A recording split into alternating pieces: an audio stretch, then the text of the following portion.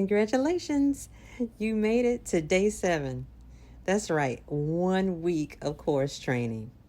Well, here are a few reminders about what these lessons are all about, just in case you skipped the introduction, or you may need these reminders because you started the course and you're wondering, what is this all about again?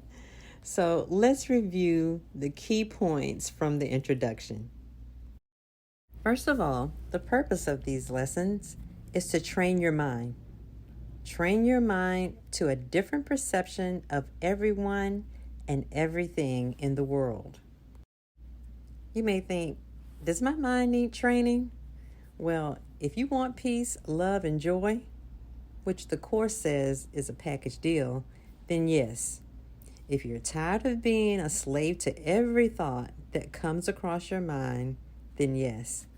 The Course says an untrained mind can accomplish nothing. Now, the first part of doing the workbook lessons is actually undoing the way you see now. That's your perception now. That's why when you're doing the first few lessons, you may have had the thought, this doesn't make any sense. When you have a perception that's distorted, the true perception seems like a foreign language. True perception. So let's look at number 8 in the introduction. It says that some of the ideas that the workbook presents you will find hard to believe, and others may seem to be quite startling. This does not matter. You are merely asked to apply the ideas as you are directed to do. You're not asked to judge them at all. You're asked only to use them. It is their use that will give them meaning to you and will show you that they are true.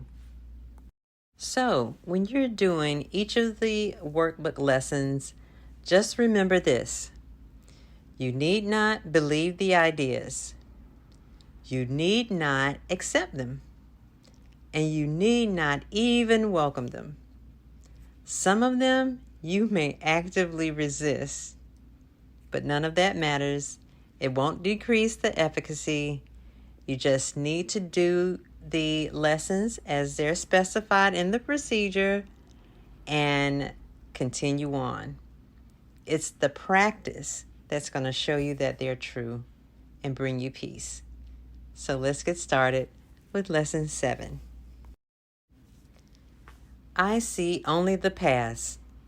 A Course in Miracles Workbook Lesson number 7. This idea is particularly difficult to believe at first, yet it is the rationale for all of the preceding ones.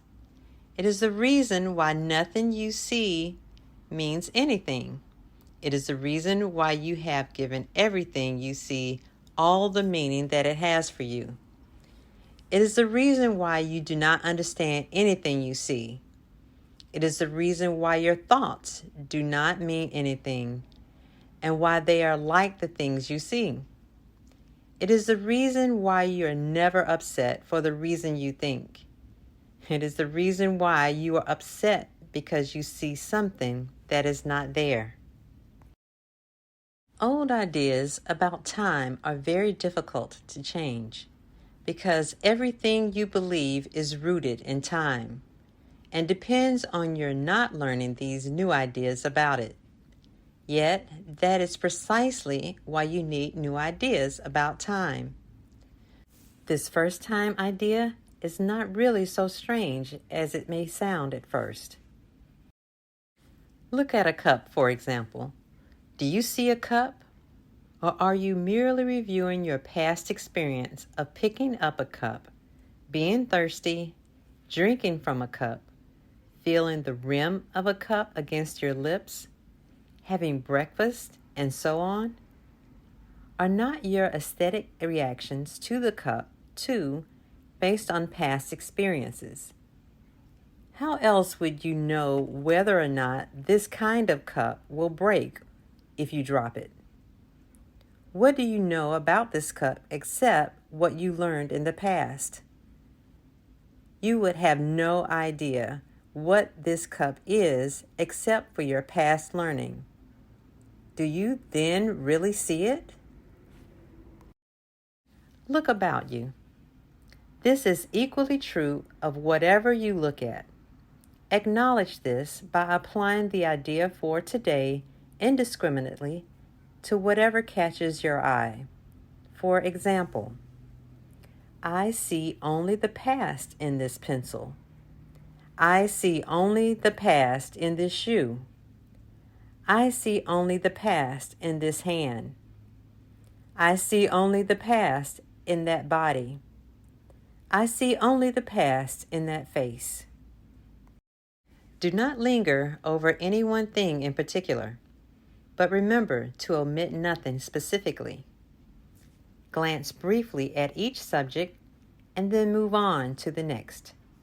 3 or 4 practice periods, each to last a minute or so, will be enough.